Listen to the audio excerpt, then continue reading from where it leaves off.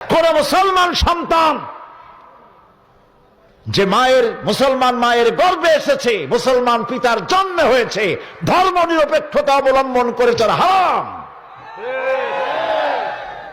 তাদের অবস্থা দেখেছেন?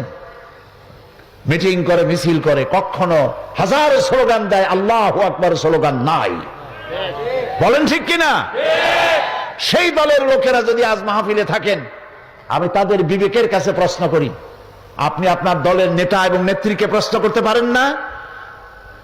আমি মুসলমানের সন্তান, হাজারো জয় জয় করে নানান স্লোগান দিতে পারি, আল্লাহু আকবার বলতে পারি না কেন? এটা তো হিন্দুস্তান নয়, এর নাম বাংলাদেশ। 14 কোটি মুসলমানের জায়গা, কেন আল্লাহু আকবার বলতে পারি না?